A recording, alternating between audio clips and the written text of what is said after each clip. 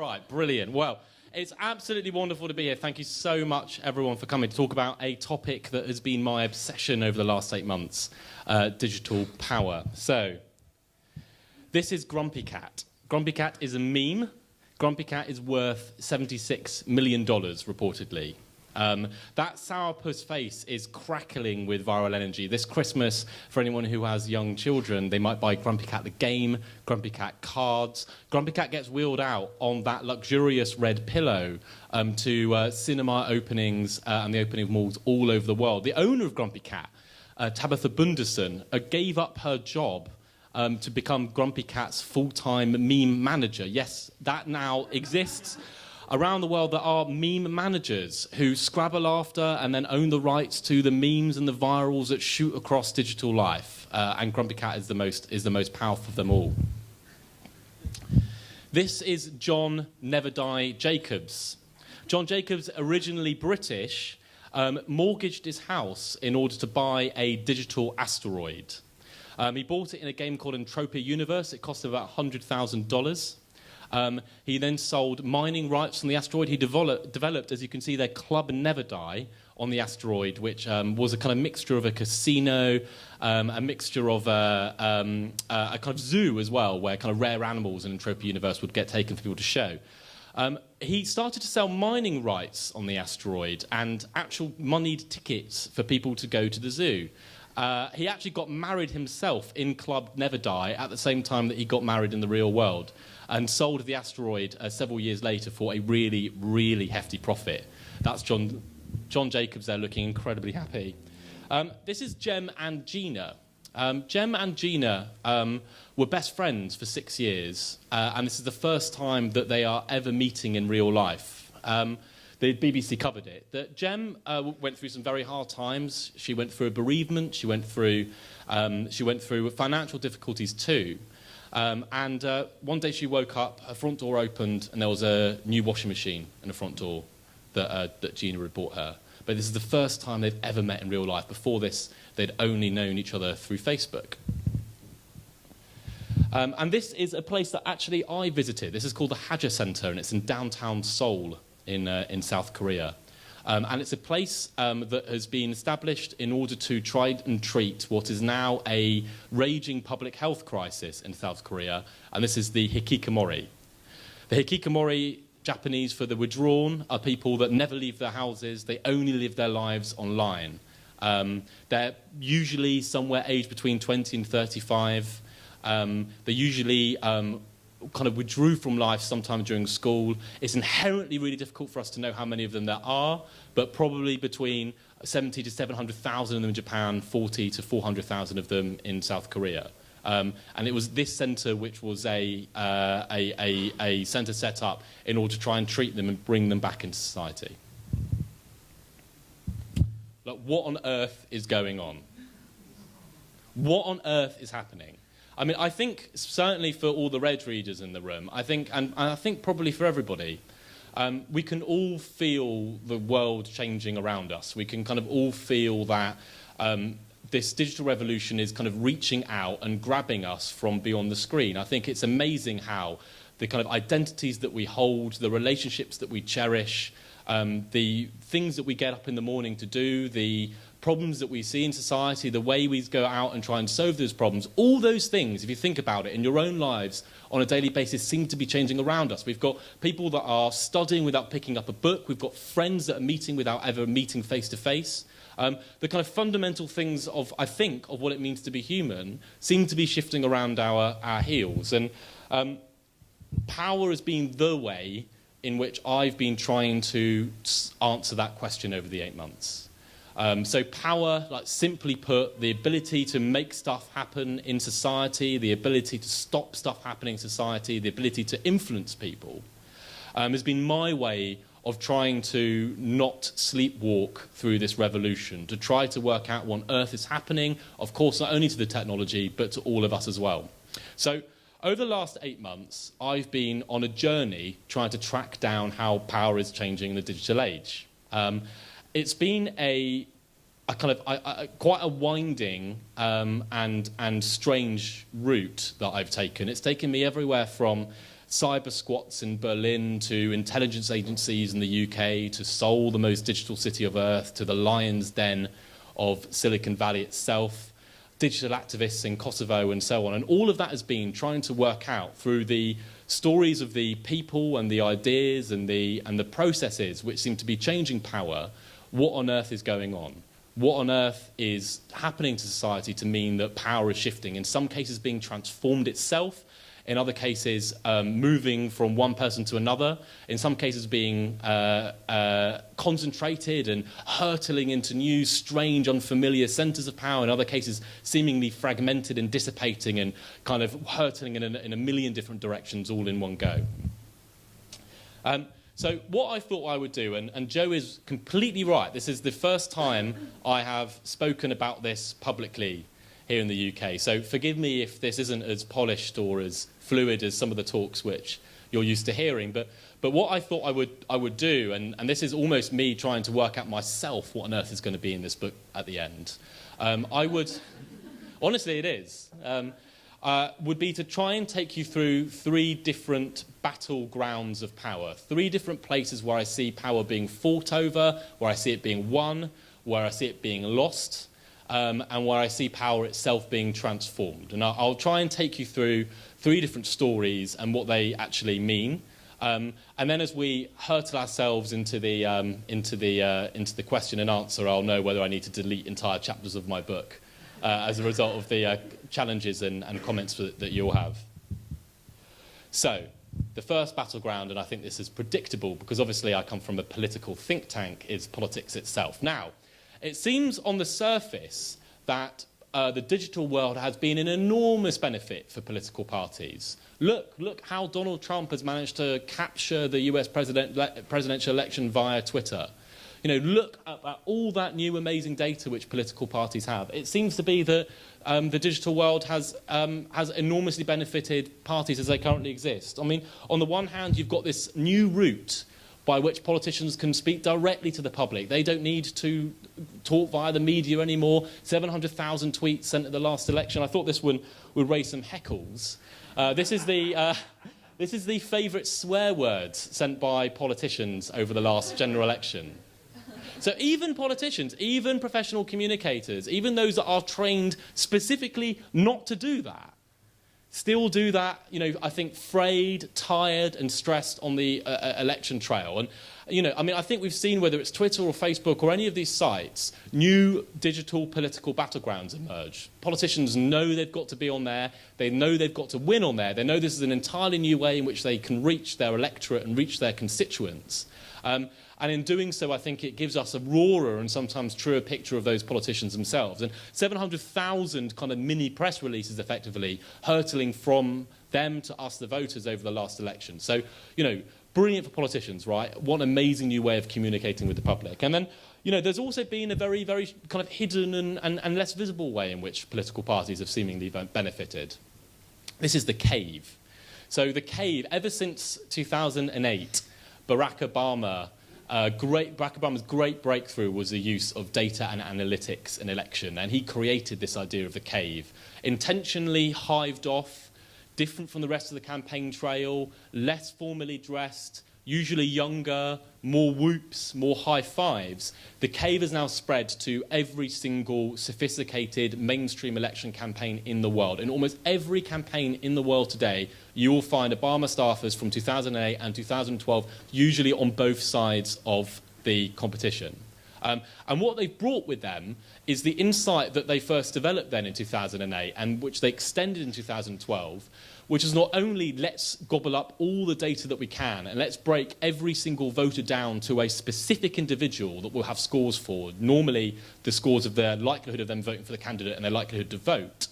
But then let's actually start feeding that into the decision-making which the political campaign actually has. Let's start planning the principal's trip through states or through the country on the basis of where they think those juicy undecided or those juicy probably going to vote for yous but might not vote candidates actually are.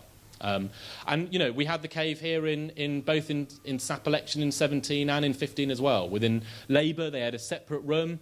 The Labour staffer told me, again, they hived themselves off. They didn't have much to do with the campaign. But from all the analytics and all the messaging they were doing, they got more and more and more important. And they raised more and more and more money, to the point where there are some campaigns today that are almost entirely digital.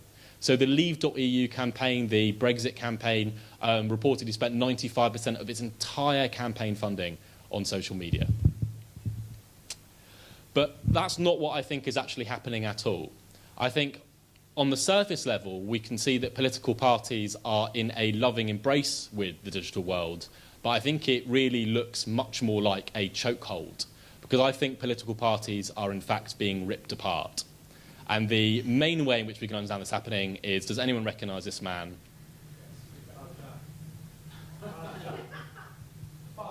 Father Jack. This is Beppe Grillo. Beppe Grillo was an Italian comedian, and he was really pissed off at what he saw to be the kind of business-as-usual complacency in Italian politics. You know, the same old parties, in fact, actually, within Italian politics, the same old families passing power between centre-right and centre-left. And he wanted to do something about it. So he set up the movement of the 5 Stars. Now, he didn't need to have any links with the mainstream press, a good thing since they were all owned by Silvio Berlusconi. He had the most popular blog in Italy. He didn't need to have big business backing, a good thing since that was all owned by Silvio Berlusconi. He had micro finance donations from his sites. He didn't even need to have a machinery for the party itself. He used meetup groups. There was a meetup group, not unlike the room we're in, meeting here in London. And then that movement they set up in a year went back and successfully contested the senatorial elections in Italy. They beat those incumbent parties. And the meetup group here in London sent back an MP to represent the movement of the 5 Stars in Italy.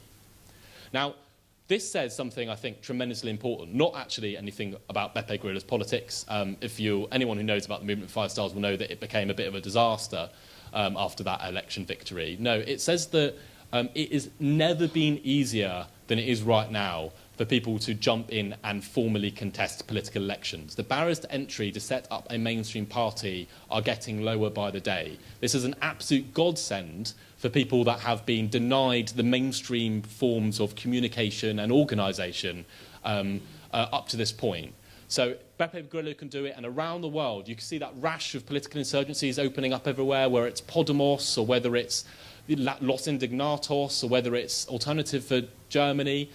All of them, in a sense, I think, are leveraging all the new tools which digital means have got. The far right and the far left have always been the most avid users of social media. They've been the people that have used it most, and really they're the people that know how to use it best, much better than the mainstream. And right now, that is being used all over the world in order to create new political parties to jump in and actually contest it. So political parties are being ripped apart. But even that, I don't think, is what really is happening to political power right now. And for that, I think at its most fundamental level, we need to meet one other person. This is Audrey Tang. So Audrey Tang started life as a high school dropout. She went to Silicon Valley, and as Silicon Valley entrepreneurs do, she retired at the age of 30 and went back to her native Taiwan. And when she was in native Taiwan, she became a civic hacker. She joined a movement called GovZero, so Gov but a zero rather than an O. And GovZero's gripe was that the Taiwanese government wasn't open, it wasn't discursive, it wasn't reaching out to the public. So they started basically creating phantom websites behind the actual government's website with all the open data and as much other information as they could find to try and expose the workings of government. Well, that was before the 2014 Sunflower Revolution. So it started, as I think many of these things do, really on a technicality. It had to do with a trade bill. Basically, a motley collection of different opposition groups, including GovZero, but also academics and student activists, didn't think that they'd been adequately contested. Just like that. Sorry.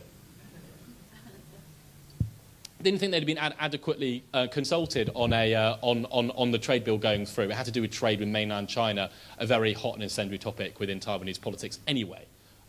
So in 2014, they basically charged through and occupied, and you can see this picture here, the legislative chamber in the Taiwanese government. They brought in GovZero. GovZero rigged up live huge screens, basically showing pictures like this, to screens outside of Parliament and displaying it to the rest of the world. Those screens in place, the Taiwanese government was utterly unable to use any kind of force or coercion to get them out, and so a stalemate enveloped for days and days and days and weeks until it was finally resolved. And in its resolution, something quite extraordinary happened. The government went to Audrey Tang and they said, please help us never have this happen again. Please help us learn how we can listen better, help us reach out and include many more people in the decisions and the discussions which we're having as a government. So Audrey Tang went from being high school dropout, Silicon Valley entrepreneur, civic hacker, to being the digital minister of Taiwan. And as she became digital minister of Taiwan, Audrey, I think, has blazed a trail which we are going to see more and more and more of, and we already are, in lots of different contexts, both local government, national governments, even multilateral institutions as well around the world, which is that she began to create what she called V-Taiwan. Now, in Audrey's words, this is a multi-reality scaled listening exercise. Some of it will be like groups like this talking. Some of it has to do with online discussions. This is using a platform called Polis, which essentially uses some AI and some gamification. All of that is designed to include tens and tens of thousands of people in a discussion to arrive at consensus. So actually, people in that green group there are being gamified at this point to try and draft a consensus statement that the red group, the disagreeing group, would actually agree with. And what is so, I think, fundamentally important about this new development is that Audrey has committed her government to respecting and enacting in law the things that this consensus process draws out. Now, if you step back for a second, if we all just pause on what that means, it actually means something, I think, utterly profound, which is that political power, formal political decision-making power, is seeping out of a government and going on to this strange new digital democratic process. Audrey Tang represents an entirely new kind of politician. She has lots of other kind of ideas taken from the open source movement. She believes in utter transparency. So if you want to go interview Audrey Tang, you have to sign a waiver form because she records, transcribes, wikifies, and publishes every single meeting that she has.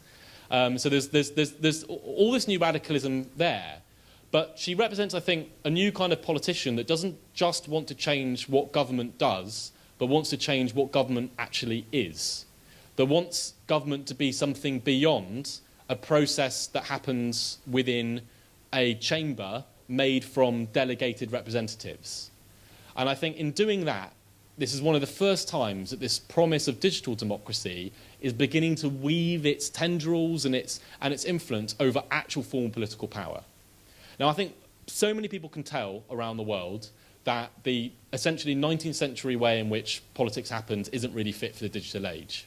And that argument is being done again and again into government right now. Use digital technology, rethink the way in which democracy happens. There's so many other ways now of putting the people in charge. And here is one of the first examples where that is actually happening.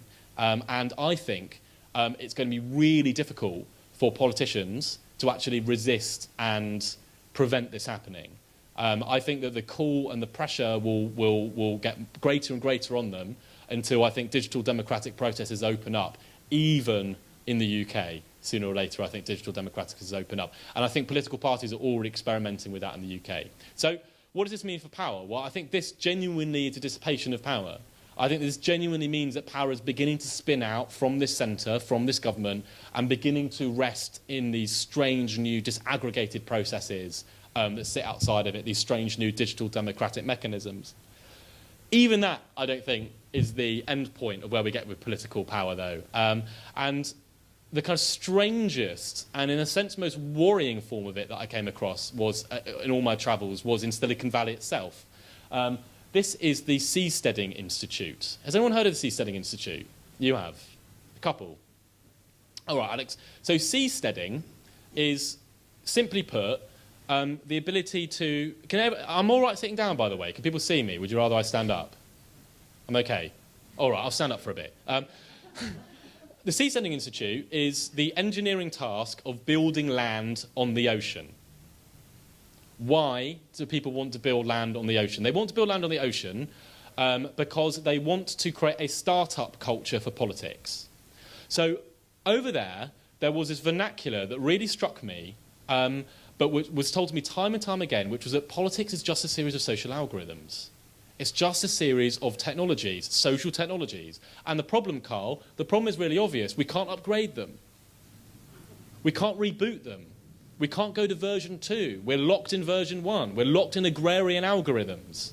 So the idea of Seasteading Institute is to build entirely new countries on the ocean. And by the way, before you laugh this off, this is getting serious financial backing from tech giants at the moment, is to build entirely new countries on the ocean and then allow basically startups, so political startups, so entirely new political systems, maybe ones that we've never imagined, couldn't even have thought of beforehand, set themselves up, try and attract people to go there, and then see what happens. Allow people to leave if they want, and then use that example to completely reform political systems on the mainland. So that's startup politics. So to reprise politics then, maybe I've got a, what does this mean slide. So what can we see? Well, political parties look like they're doing great. Trump looked like he's doing great. All the analytics looks like it's really effective. Everyone's talking about Cambridge Analytica. People heard about Cambridge Analytica? Yes, this big shadowy company that I don't think was doing anything different from any other companies that were working for Hillary Clinton. But this is what we hear about all the time, is the ability of data and the ability of analytics and the ability of powerful political voices to actually kind of formally compete and win political power. But I think political parties are going to get a lot weaker. I think we're going to see many more of them. I would be astonished if we don't have a Beppe Grillo moment in the UK at some point. I think someone coming from entirely outside of politics, probably mixing together sub-elements of left and right politics together, probably famous, probably not having anything to do with politics beforehand, jumping in and kind of clearing the board. I mean, so few people have any kind of strong link or trust with political parties nowadays. More and more people think that parliaments don't represent them. More and more people think that their voice isn't heard within the political process. There isn't actually that much, I think, tying people with the political system as it stands. In its stead, I think we're going to see all these political parties come in, and I do think for the first time in 150, 200 years, we will see some meaningful constitutional shuffling happening. Digital democratic mechanisms beginning to inch their way, probably into local politics first, and then more and more into the actual way in which national elections and national politics actually works. And perhaps at some point we get a left field political idea, startup, coming in, something which we've never imagined beforehand, and clearing the stakes, and actually changing completely the way in which our political system works. Unlikely, but in fact possible. All right, that's political power. We're not doing questions at any point. Am I just talking absolutely constantly for 45 minutes? 15, 20 minutes. Then we'll do the questions. All right, 20 minutes to do 2 stories. I've obviously been timing myself well on this one. So the next one is criminal power. So, any criminals in the room? All right, one at the back. Hello, sir. Right, so I don't know why the police allowed me to do this, but the police let me go on a cybercrime raid. Strange but true story. So they let me. There was a covert police headquarters. So we went into covert police headquarters. They had all these bollards surrounding it. It was in this completely anonymous estate somewhere out of London. One of them said, like, tap on that. That's not actually wood. And you tapped on it, and it was actually made out of like titanium and steel. And then you realised the gate at the front could actually stop a tank. And we sneaked out of it in a undercover motorcade, crept about an hour outside of London, crept to this house in just a normal kind of housing estate, one of these dormitory commuter housing estates, really normal. The police charged through the door, and we had an alleged cybercriminal on our hands. The operation was called Operation Identify, and the person that was allegedly breaking the law, the alleged crime that he'd done, allegedly, was, this has not come to court, I'm not naming him obviously, but I just need to put a few allegeds in there, was that he'd hacked into people's iCloud accounts. So he was kind of waltzing allegedly into people's iCloud accounts and then allegedly nicking all of their private data from it. And especially, he said it wasn't sexualized, but it was surprising that all of the victims turned out to be young women and all of the photos that he was stealing were sexualised images of young women. But he was going in and stealing it all, and he was part of a large community that were doing this. Now, I learned that there was only one thing surprising about Operation Identify, not surprising that it had happened. Researchers like me pay a lot of attention to something called the Crime Survey of England and Wales. And in 2016, almost offhandedly, they asked 2 additional questions. Have you been a victim of cybercrime or online fraud? Now, this hasn't really been shouted about enough. When they got the results back, the number of crimes that they thought were in the UK had doubled. So this idea that crime has been falling over the last 20 years is total nonsense. Total nonsense. All it's been doing is transferring from the online to the offline, from the offline to the online world. So it's true to say, from this survey anyway, that as much crime happens online as it does offline. So not surprising at all. It might be something that we don't always see, but not surprising at all that that crime had happened, nor that there was a large community doing it. The person that was caught was the most kind of unhardened criminal I think I've ever seen in my life. You know, I was expecting someone to be like, you haven't got nothing on me, copper, and all of that. In fact, he couldn't talk, he couldn't stand. He was unbelievably shocked that the police had gone through his door. It was kind of normal family home. So afterwards, I got a hacker to try and teach me a bit of cybercrime. This is a piece of malware. This is ransomware, in fact, it's called Stampardo. Can anyone recognise anything interesting about this piece of malware that you can only use to do illegal things? It's got banner advertising. It's got banner advertising on the actual. This is, you know, people. There's this misconception that cybercrime involves a series of genius youth typing code into their computers in a darkened attic. Absolute nonsense. Anyone in this room could become a cybercriminal. This is point-and-click cybercrime. Unbelievably easy to do. And of course, even if you don't want to do it yourself, you can go onto the darknet. This is a slide from my colleague Jamie Bartlett, who many of you will know has written The Darknet, another great book. And absolutely excellent. Now, the thing you'll notice about the Silk Road, this shows the age of this slide, versus the real thing, it's not, you know, the price is it's actually 1 Bitcoin. Can you imagine that? 1.6 Bitcoin for a gram of cocaine there. It's not the price, not the postage options, not the feedback from the different vendors. The only difference between these two things is that you won't be able to see this, but in the Amazon website, you can buy facial and skincare and massage, and on the Silk Road, you can buy ecstasy, intoxicants, and then something which can only be ominously described as custom orders. So, unbelievably easy to do. And then, so the gateway into cybercrime is unbelievably low, and then it reaches all the way up. And some of the things they were doing, this network, were very sophisticated. So off to Las Vegas, I went to DEF CON, the largest hacker convention in the world. It's interesting at Las Vegas. So you're in this marbled edifice of Caesar's Palace, and everyone's enjoying the pool, and suddenly you see all the screens start shutting off. And then all the hotels suddenly start desperately trying to shut down all of their computers and not accepting card, and the bus network breaks. And loads of people with shock blue mohawks, dressed entirely in black, walk through. And that's when you know that DEF CON is in town. 30,000 of the world's best hackers all streaming into Las Vegas every year to share their best exploits. Well, in front of a huge crowd, 10,000 hackers, you know. And actually, like, it's quite a weird experience. It's unbelievably technical. I mean, I actually fell asleep during this presentation. I literally fell asleep during this presentation. But then when they get to the actual exploit, the room erupts and people start opening foaming cans of beer. This was a hacker that said, you know what, you think your laptop is safe because it's not connected with the internet. Nonsense. I can hack into any laptop. So he showed, this was using stenography, he showed how you can hack into a laptop not connected to the internet using light. Just light. He then did it using light you can't see. He then did it using sound. He then did using sound you can't hear. He then worked out a way of telling the laptop to subtly adjust the gamma ray settings on its own screen so that the laptop that you've hacked that is not connected to the internet can exfiltrate all the data back to you. I mean, how, you know, people talk about how we need to catch up with our understanding of cybercrime. How do you catch up with that? It's going in the opposite direction. Our understanding of cybercrime is kind of speeding, you know, it's speeding away from us. We're not drawing close to it. This was a guy that stood up and in deadpan basically demonstrated how you could cause wind turbines to burst into flames. using wind poison. It uses a kind of locking mechanism, and they would actually tumble down. This was Deep Hack. So this is the future of hacking. It's teaching AIs how to do it for you. So this was an AI that was taught how to do quite a simple hack. It's called an XQL injection exploit. It's what they often use in websites.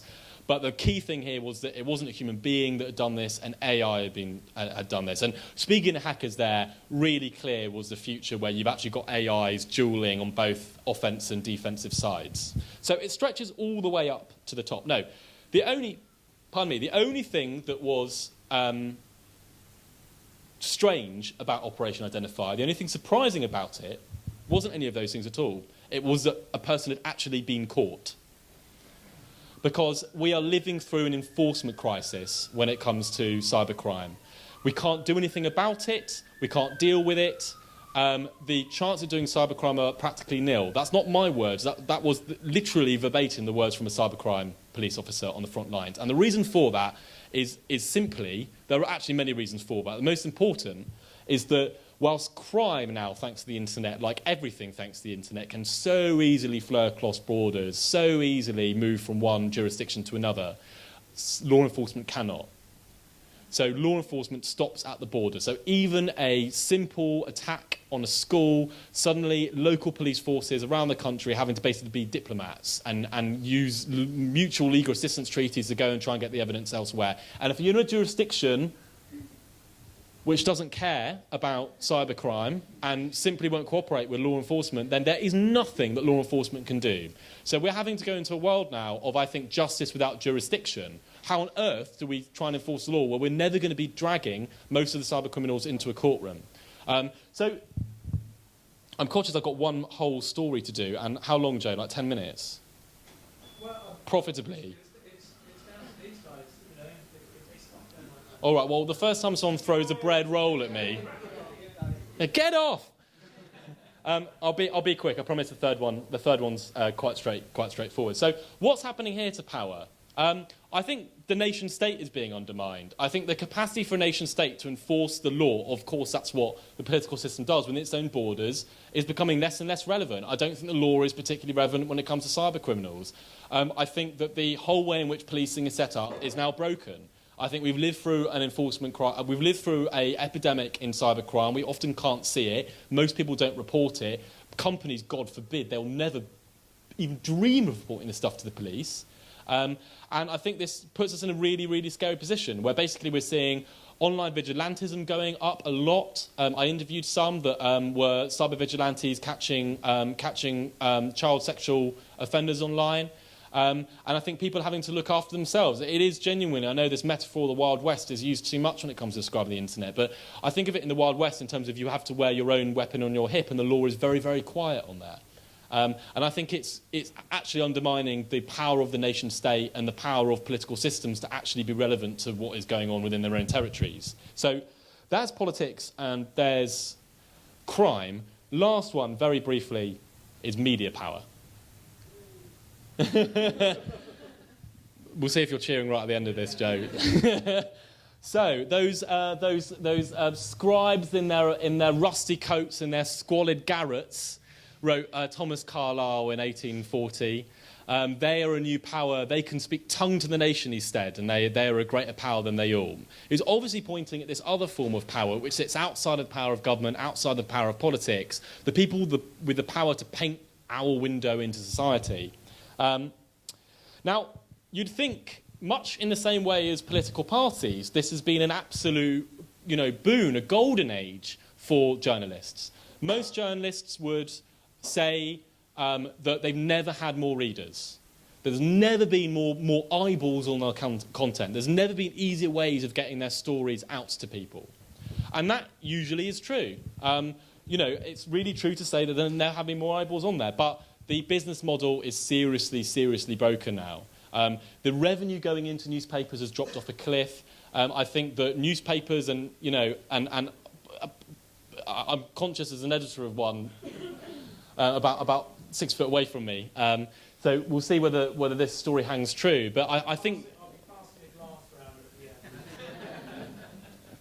No, I think there's been an enormous struggle as to how can professional journalism make money anymore. We've seen hundreds of local papers shut. We've seen national papers fold. We've seen there's now more PRs than there are journalists. You see thousands of journalists being laid off every year across Western Europe, here and in the United States. The Guardian has a getting back to not losing any money emergency plan.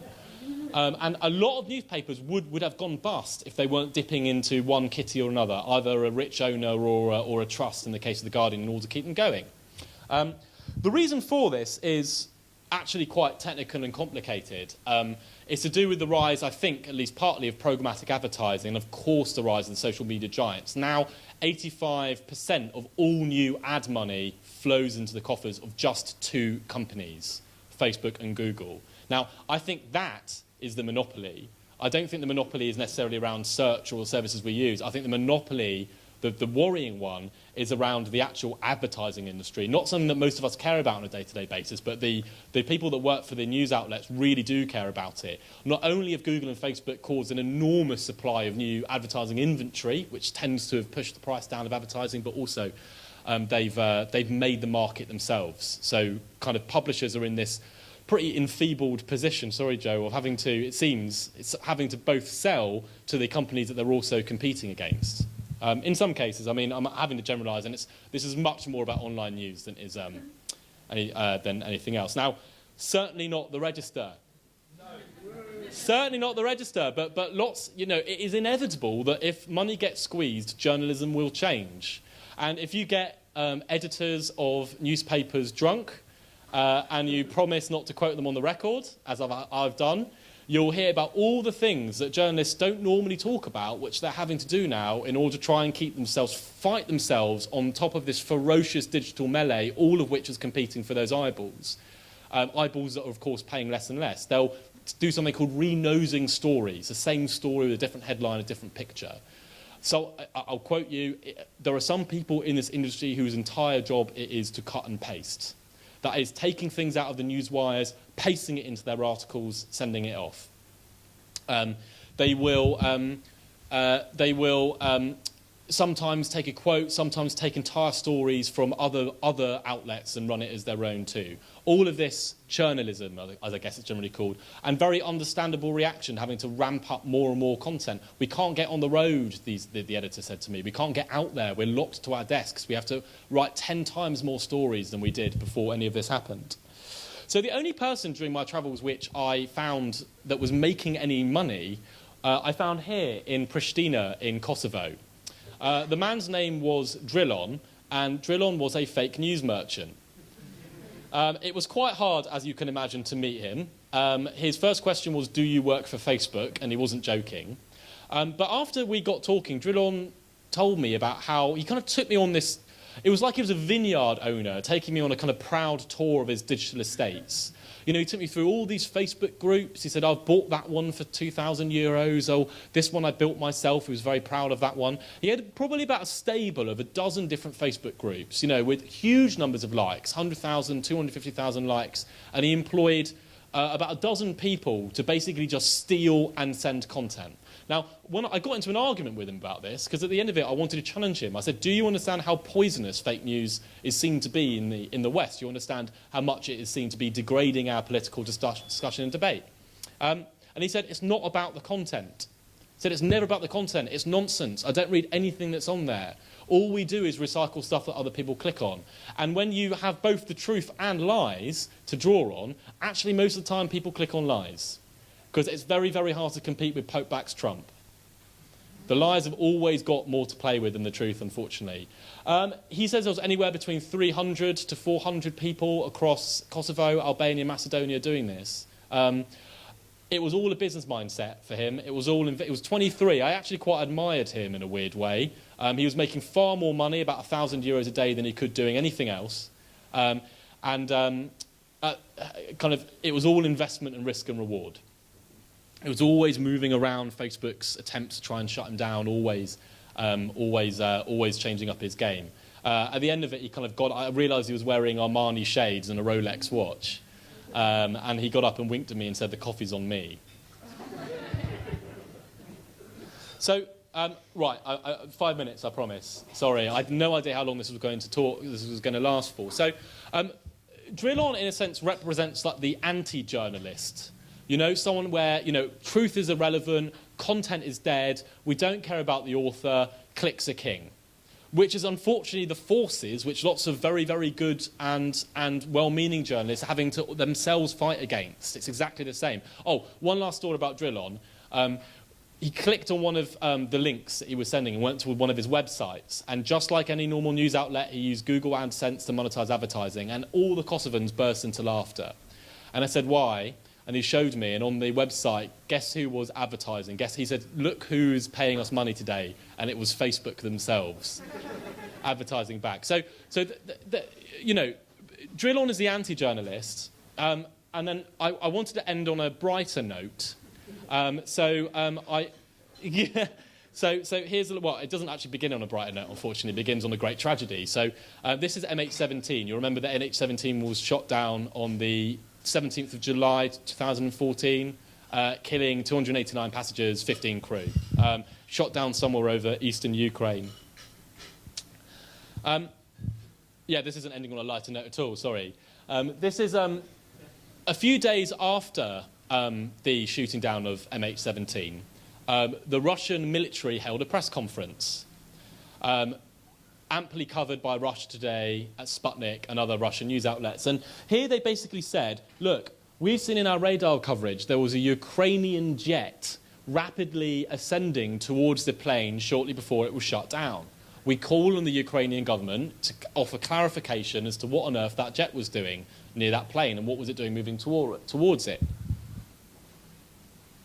Well, the ray of journalistic hope, anyway, is this man. His name is Elliot Higgins. Elliot was made redundant in 2012, and by 2013 he was working in Leicester trying to support his young daughter. I met him a few years ago first, and over that intervening time, Elliot had gone from actually within his room here, surrounded by his children's toys in Leicester. He had jumped into the middle of seismic world events, and he had jumped into this great geopolitical struggle for the truth. And Elliot had formed a network to track down the truth of what actually happened to MH17. He didn't buy the Russian narrative. He thought that was total nonsense.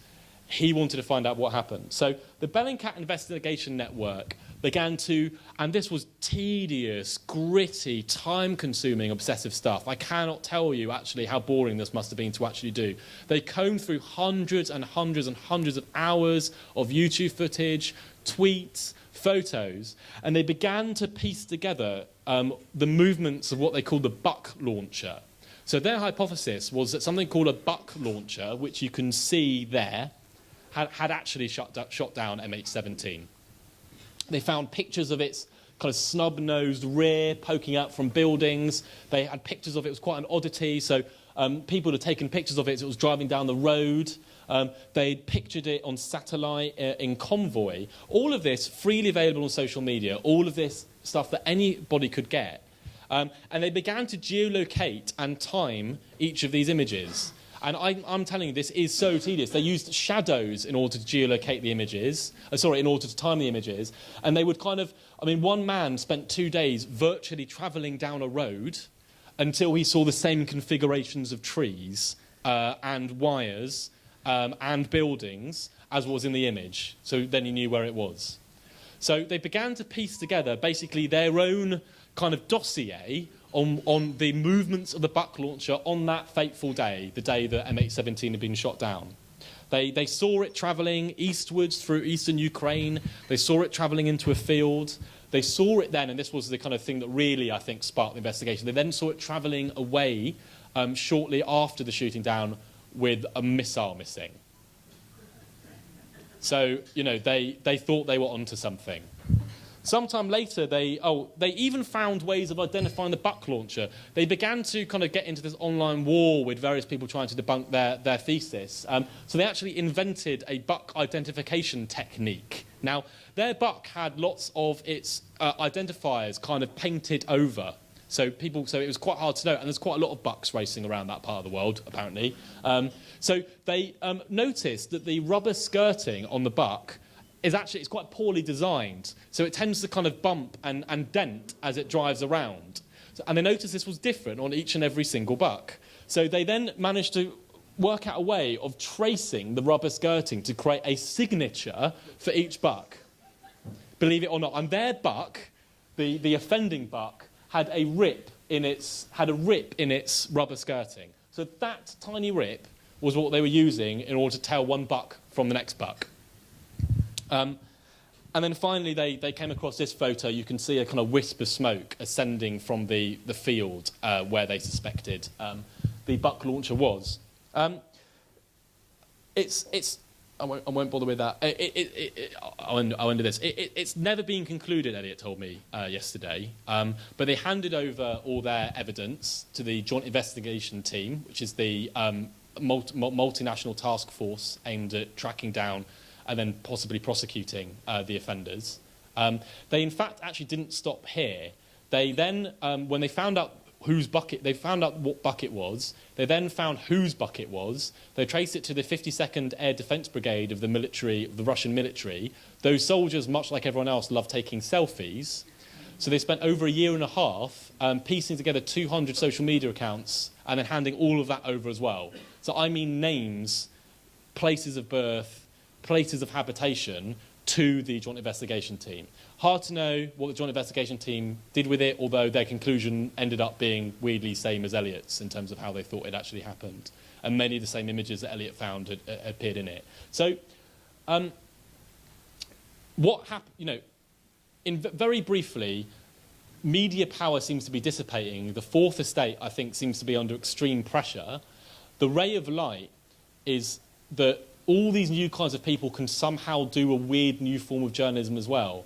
And the thing that they seem to have is exactly the thing that professional journalists now seem to really be in need of and to lack, which is time. Simply time. So I see kind of Eliot as being the kind of like, and his example as being revolt of the pedant, really, the kind of like, the rise of the kind of obsessive, time-rich, new kind of investigative journalist. Am I really run over, or do I have 2 more minutes? I'm not following time. I've got time. Can I have 2 more minutes? All right, thank you. So I just want to really briefly reflect on this one. And this is only half a story, I promise. When I started this kind of strange journey, I'm already losing people. When I started this strange journey, I kind of thought that power was important, but in a sense a bit academic. I thought power was a concept that was present in famous theories, the Foucaults and everything else. But this changed that. So one of the people that I came across, and actually the story that has been most harrowing, most difficult to write about, most difficult to follow, I came across actually near the beginning, and it was a cybercrime researcher who had hacked into a darknet market that was selling assassinations. And shortly after this had happened, when I met him, not in a pub dissimilar to this, he showed me his phone, and there was a video with his name on it, a dedication to him, and then out of the blackness, a racing line of fire creeping out under a car, and then the car blowing up. Now, I won't tell you what happened next, but what I will say is that this, more than anything else, I think, kind of woke me up to what power really is. Like, power is not just an academic thing. It's not just something which exists in famous theories. It's also something that exists in burning cars.